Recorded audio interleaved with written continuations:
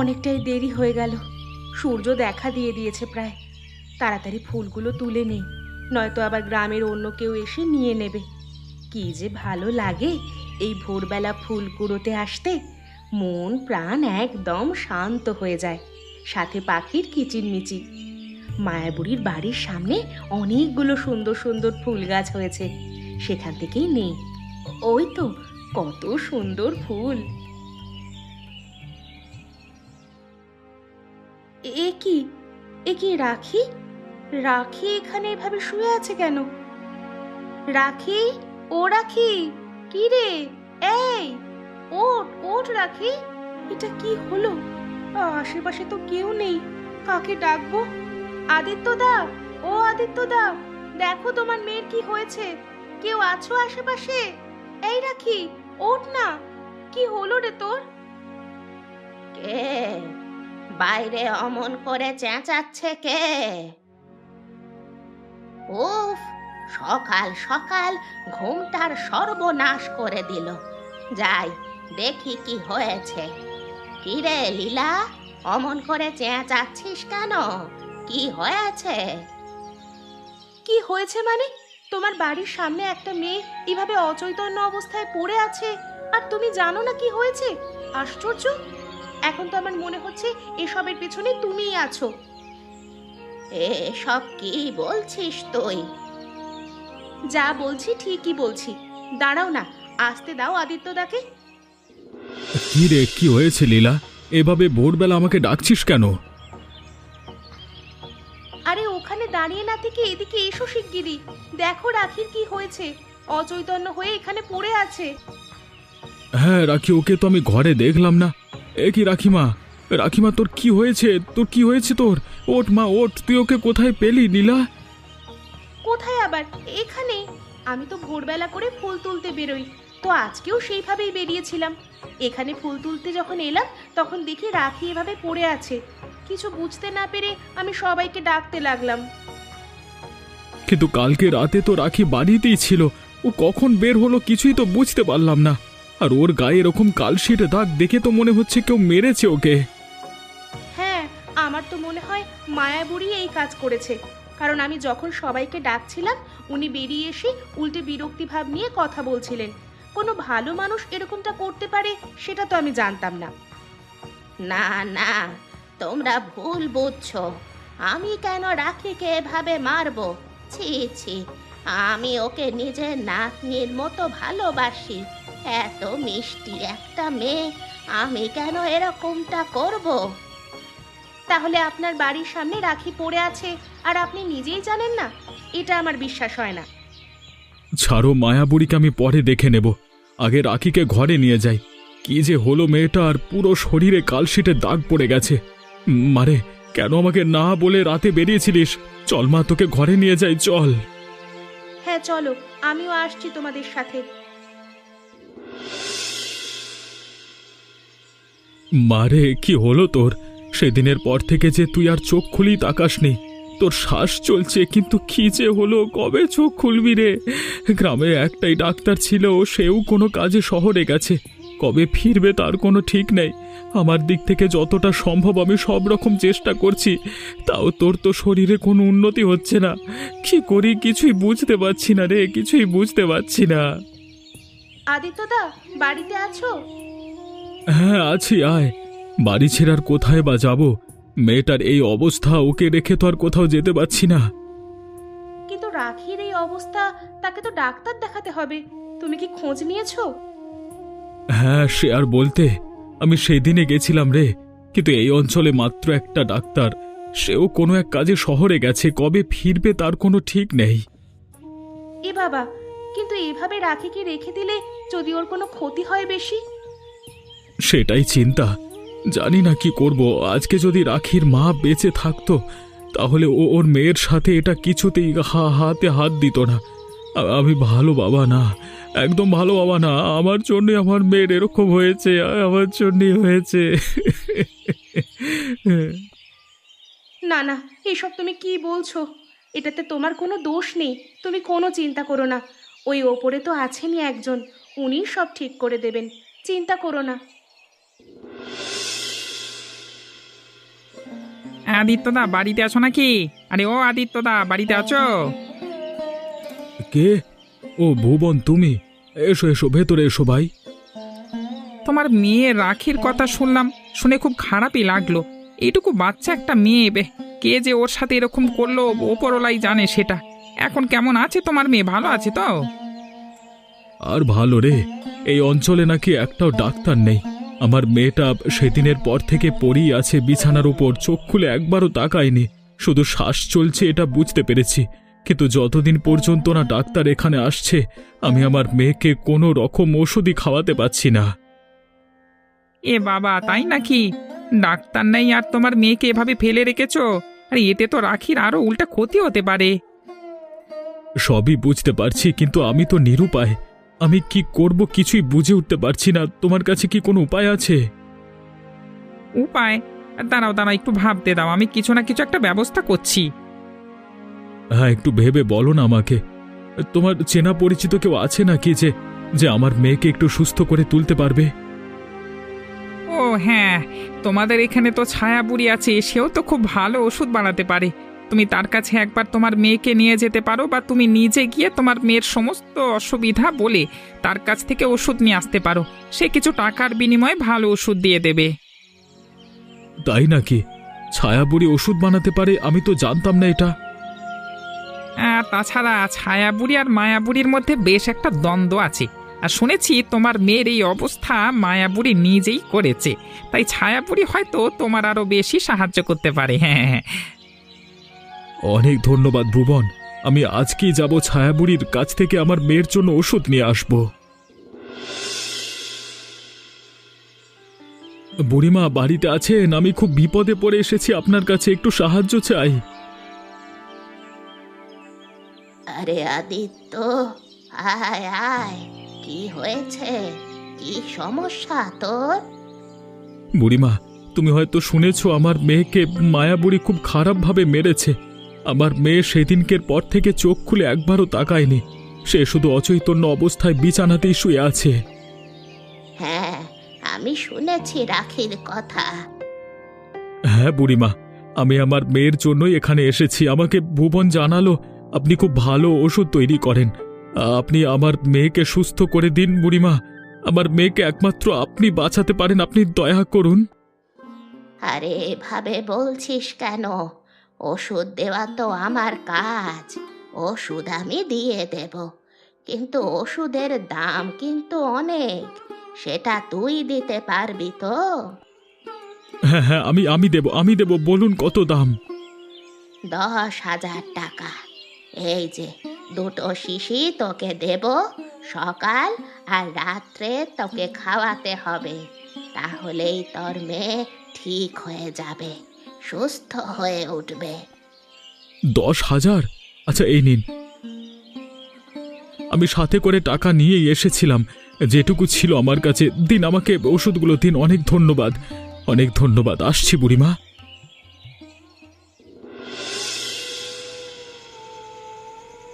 কি বুড়িমা, টাকা পেয়ে দেখছি আমাকে একেবারে ভুলে গেলে? এরকম করলেই ভুবন কিন্তু ছেড়ে কথা বলবে না। ঝামা ঘষে দেব মুখে একেবারে। আমি কোথায় ভুলেছি রে? আর না আমি টাকা নিয়ে পালিয়েছি। তুই তো আসিসনি, আমি কি করব? আদিত্য যা টাকা দিয়ে গেছে সব রাখাই আছে, ভাগ করে নিয়ে নে। আর আমাকে আমার ভাগটা দিয়ে এখান থেকে বিদেয় হ। যেটা নিতে বলছিলাম সেটা নিয়েছো তো? হ্যাঁ, তুই আমাকে 8,000 নিতে বলেছিলি, কিন্তু আমি নিয়েছি 10,000। কিছুই বুঝতে পারেনি ওই বোকা আদিত্য। সব টাকা দিয়ে একটা জলের শিশি নিয়ে গেছে। বাবা, তাই নাকি? হ্যাঁ, সত্যি আদিত্যর কোনো কাণ্ডজ্ঞান নেই। নিজের মেয়ের জন্য সব করতে পারে। সেদিন ওর বাড়ি গিয়ে তোমার কথা বলতেই দৌড়ে চলে এসেছিল। এটাই তো আমাদের পরিকল্পনা ছিল, যা সফল হলো। আর দাও দাও, টাকাটা দাও। এই নে, পুরো 10,000 আছে, আমাকে আমার ভাগ দিয়ে দে। এই নাও তোমার 5,000, আর আমি রাখলাম 5,000। হ্যাঁ, আসি তাহলে। হ্যাঁ।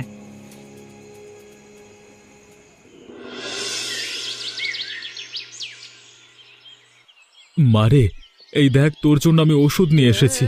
ছায়াবুড়ি আমাকে ওষুধ দিয়েছে, নিজের জমানো যেটুকু ছিল সেটা দিয়েই ওষুধ নিয়ে এসেছি। তুই সুস্থ হয়ে যা মা, আমার যার কিছুই চাই না, তুই একবার সুস্থ হয়ে যা, তারপর আমরা বাবা মেয়ে মিলে খুব সুখে শান্তিতে থাকবো। আদিত্যদা, আমি শুনলাম তুমি নাকি ছায়াবুড়ির কাছ থেকে ওষুধ নিয়ে এসেছো অনেক দাম দিয়ে। হ্যাঁ রে, আমাকে ভুবন বলল ছায়াবুড়ি নাকি খুব ভালো ওষুধ বানায়, আর তাতে অনেকে সুস্থ হয়েছে, তাই আমি এটা নিয়ে এলাম। আর কত দাম নিল ওষুধের? 10,000। 10,000? এত দাম?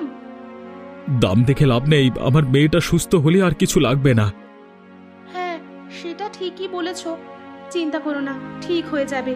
এই ওষুধ এনেছো যখন কিছুদিন খাওয়াতে থাকো, দেখবে রাখি আবারও আগের মতো হয়ে যাবে। হাসবে, খেলবে, দৌড়োদৌড়ি করবে, ঠিক আগের মতো। হ্যাঁ রে লীলা, মেয়েটাকে কতদিন ছুটতে দেখি না, খুব ইচ্ছে করে জানিস তো। কতদিন বাবা বলে ডাকে না, কতদিন কিছু আবদার করে না। কষ্ট পেও না গো দাদা, রাখি আবার আগের মতো হয়ে যাবে। তখন এত ডাকবে তোমাকে, তুমি অস্থির হয়ে যাবে। মিলিয়ে নিও আমার কথা। ঠিক বলেছিস। কৈলাস বাবু, এই নিন দুধ এনেছি। আপনি তো চেয়েছিলেন, এই নিন একদম তাজা। হ্যাঁ, দাও দাও। তোমার মুখটা এমন শুকনো দেখাচ্ছে, কিছু হয়েছে? আপনি জানেন না না, গ্রামের লোকজন যে আমার ওপর খুব রেগে আছে। কেউ আর আমাকে ভালো চোখে দেখছে না, সবাই আমাকে মিথ্যে অপবাদ দিয়েছে। কেন বুড়িমা, কি হয়েছে? আমি তো কিছুদিন গ্রামে ছিলাম না, তাই গ্রামে কি হয়েছিল সেসব কিছুই আমি জানি না। আমাকে বলো কি হয়েছে। কিছুদিন আগে এক ভোরে লীলা আমার বাড়ির সামনে থেকে আদিত্যর মেয়ে রাখিকে উদ্ধার করে। তার পুরো শরীরে কালশিটের দাগ, সাথে সে অচৈতন্য অবস্থায় পড়েছিল। এবা তাই নাকি? কিন্তু তার এরকম অবস্থা কে করলো? সেটাই তো জানি না, কিন্তু যেহেতু রাখি আমার বাড়ির সামনে পড়েছিল, তাই সবাই সন্দেহ করছে রাখির এই অবস্থা নাকি আমি করেছি। কিন্তু বিশ্বাস করুন, রাখিকে আমি খুব ভালোবাসি। তার এরকম অবস্থা করার কথা আমি কল্পনাতেও ভাবতে পারি না। আপনি দয়া করে রাখির যে এই অবস্থা করেছে তাকে খুঁজে বের করার ব্যবস্থা করুন। আমি তো ঠিক মতো কিছুই বুঝতে পারছি না। আচ্ছা ঠিক আছে, আমি বিষয়টা নিয়ে দেখব। আর বুড়িমা, আর একটা কাজের কথা বলবার ছিল। হ্যাঁ বলুন। আমি যেহেতু অনেক দিন পর বাড়ি ফিরেছি, তাই বাড়িটা বেশ নোংরা হয়ে আছে। আপনি একটু পরিষ্কার করে দিয়ে যাবে নিজের সময় মতো এসে, আমি পারিশ্রমিক দিয়ে দেব। আচ্ছা, আমি আসবো। বুড়িমা, আরে ও বুড়িমা, বাইরে এসো, একটা দারুণ কথা বলবার আছে তোমাকে। ভুবন, কি হয়েছে? তুই এখন আমার বাড়িতে? কি দরকার? হ্যাঁ, দরকার আমার না, দরকার তোমার। আরে আমি তো জানি এ বয়সে কত কষ্ট করে তুমি টাকা কামাও, এর থেকে মুক্তি দিতে এসেছি গো। আমার কথা শুনলেই তোমার সব দুঃখ কষ্ট মিটে যাবে। কি এমন কাজ যা করলে আমার সমস্ত দুঃখ কষ্ট একেবারে মিটে যাবে? শোনো, আমার কাছে দারুণ একটা বুদ্ধি আছে। কৈলাসবাবুর বাড়িতে চুরি। কি চুরি? না না, আমি এসব কাজ করতে পারবো না, অসম্ভব। তুই যা তো যা, আমি এসব করব না। আরে আগে শোনো তো, তারপর না হয় বলো করবে কি করবে না। তুমি না করতে চাইলে আমি আর জোর করবো না। আগে শোনোই তো। কি বল? আমি খবর পেলাম যে তোমাকে নাকি কৈলাসবাবু নিজের বাড়ি পরিষ্কার করবার জন্য ডেকেছে। আর কৈলাসবাবু ব্যবসা থেকেই ফিরলেন, তার কাছে অনেক টাকা পয়সা আছে, আর সব বাড়িতেই আছে। আর তোমাকে শুধু চুপি সারে সেই টাকাগুলো নিয়ে আসতে হবে, আর তার থেকে বেশিরভাগ টাকা তুমিই নেবে, আর অল্প আমি নেব। কিন্তু যদি ধরা পড়ে যায়? না না, আমি তো আছি, ধরা পড়লে না হয় তুমি আমার নাম দিয়ে দিও, কিন্তু এই কাজটা করো, তাহলে আর এই শেষ বয়সে এসে এত কষ্ট করতে হবে না। ঠিক আছে, আমি রাজি। আমি কালকে সকালেই যাব কৈলাস বাবুর বাড়িতে।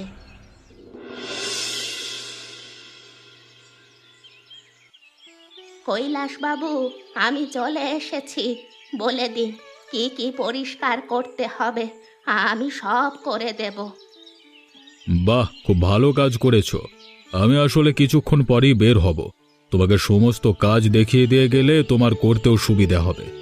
এই যে ঘরগুলো, মেঝের সব জিনিসগুলো পরিষ্কার করে দেবে, তাহলেই হবে। আচ্ছা, আমি সব ভালো মতো পরিষ্কার করে দেব, একদম চিন্তা করবেন না। হ্যাঁ, তুমি কাজ শুরু করো, আমি আসছি তোমার পারিশ্রমিকটা নিয়ে। এখনই কেন? কাজ তো শেষ হয়নি। হ্যাঁ, সে জানি, আসলে বললাম না আমি বাইরে যাব, তা এখনই দিয়ে দিচ্ছি। তোমার কাজ শেষ হলে তুমি চলে যেতে পারবে, নয়তো আবার শুধু শুধু আমার জন্য অপেক্ষা করতে হবে। দাঁড়াও। বাহ, আমার সুবিধা হবে। কৈলাস বাবু বাইরে গেলে টাকাগুলো খুঁজতে সুবিধা হবে। এই নাও তোমার প্রাপ্য টাকা, আমি আসছি।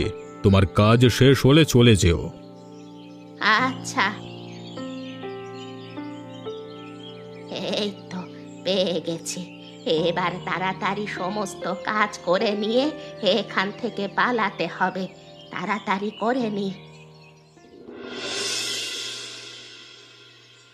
কবে থেকেই তো এই ওষুধ খাওয়াচ্ছি আমার মেয়েটাকে, কিন্তু কিছুতেই তো কিছু হচ্ছে না।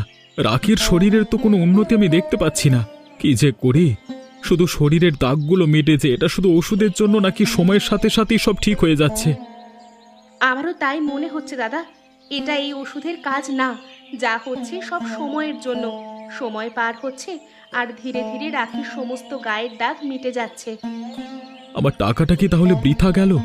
এতগুলো টাকা দিয়ে আমি সেই ছায়া বুড়ির কাছ থেকে ওষুধ নিয়ে এলাম। তোমার ভুবনের কথা শোনাটাই ভুল হয়েছে। ফালতু লোক একটা, ওর কথা শুনে এতগুলো টাকা ধ্বংস করলে। হ্যাঁ, কিন্তু কি আর করব বলো, তখন তো আর কোনো উপায় ছিল না আমার কাছে, তাই যেটা সামনে পেয়েছি তার কাছেই ছুটে গেছি। মারে, তোর হাত পা সব নড়ছে, তুই সুস্থ হতে আরম্ভ করেছিস। আর আর বাবাটাকে জ্বালাস না রে, এবার উঠে একটু কথা বল। আমার যে চাতক পাখির থেকেও খারাপ অবস্থা তোর গলার আওয়াজ শোনবার জন্য।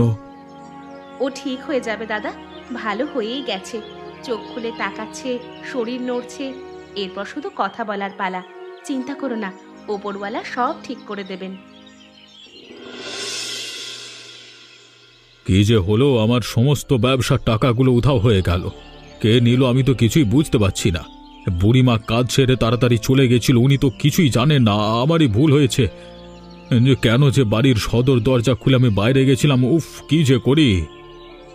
কি কৈলাস বাবু, ভালো আছেন? এভাবে উঠানে পায়চারি করছেন কেন? পেটের সমস্যা নাকি? হ্যাঁ, ও ভুবন, না না আর বলো না। আমি সবে মাত্র ব্যবসা থেকে ফিরছিলাম। ব্যবসার সমস্ত লাভের টাকা আমি বাড়িতেই রেখেছিলাম, কিন্তু কালকে যখন বাড়ি থেকে কাজ করতে বের হলাম, বাড়ি ফিরে দেখি সব টাকা উধাও। এ বাবা, কেন আপনি দরজা বন্ধ করে যাননি বুঝি? না না, ওটাই ভুল হয়েছে। আসলে কালকে মায়াবুড়ি আমার বাড়িতে কাজ করছিল, তাই আর সেভাবে বন্ধ করতে ভুলে গেছি। ওদিকে মায়াবুড়িও কাজ ছেড়ে চলে গেছে। তারপরে নিশ্চয়ই কোনো চোর এসে কাজ করে গেছে। কি বলি বলুন তো, এটাতে তো আপনারই দোষ। কেন যে সব খোলা রেখে গেছিলেন? জানেনি এখন দিনকাল তেমন ভালো নয় একদম। কখন যে কার ক্ষতি করবার জন্য বসে থাকে কে? কি যে করি কিছুই বুঝতে পারছি না। কি হবে আমার এখন? আর চিন্তা করবেন না, শুধু শুধু শরীর খারাপ করবে। দেখবেন সব ঠিক হয়ে যাবে। পরের ব্যবসায় আরো লাভ হবে। আসছি আসছি। হ্যাঁ, আচ্ছা, এসো।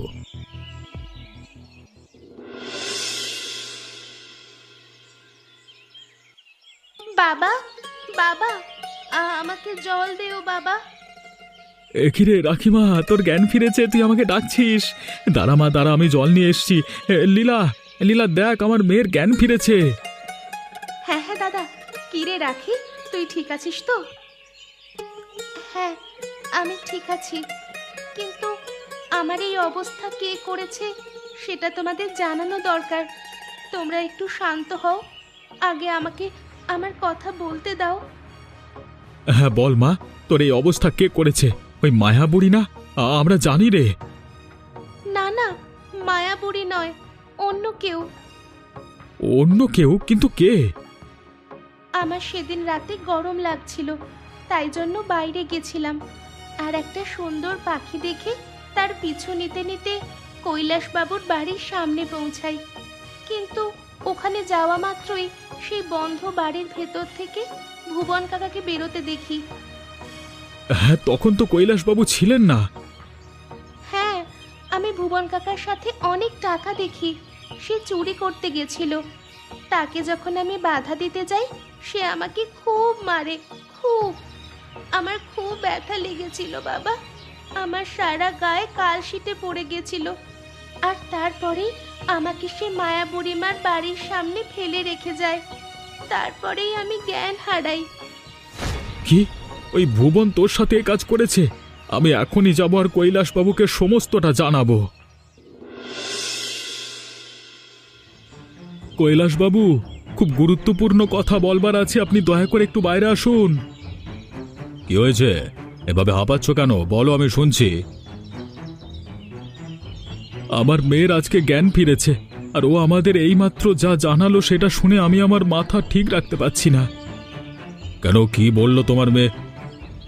রাখি জানালো সেদিন রাতে ও আপনার বাড়ির সামনে চলে এসেছিল, আর এসে দেখছিল ভুবন আপনার বাড়ি থেকে টাকা চুরি করেছিল। সেটাতে বাধা দেওয়ার কারণেই ভুবন আমার মেয়েকে ওইভাবে মেরে মায়া বুড়ির বাড়ির সামনে ফেলে গেছিল। আর আমার মেয়ে মিথ্যে বলে না কৈলাসবাবু, আপনি দয়া করে কিছু করুন। কি, ওরা এত বড় সাহস? আমি এখনই সবাইকে একত্রিত করছি, কিছুক্ষণ অপেক্ষা করো। ভুবন আমাকে আদিত্যর সমস্ত সত্যি জানিয়েছে। সেদিন রাতে রাখির সাথে কি হয়েছিল সব। তুমি এখন আমাকে সত্যিটা জানাও, কি হয়েছিল সেদিন? আমি জানি না, জানি না।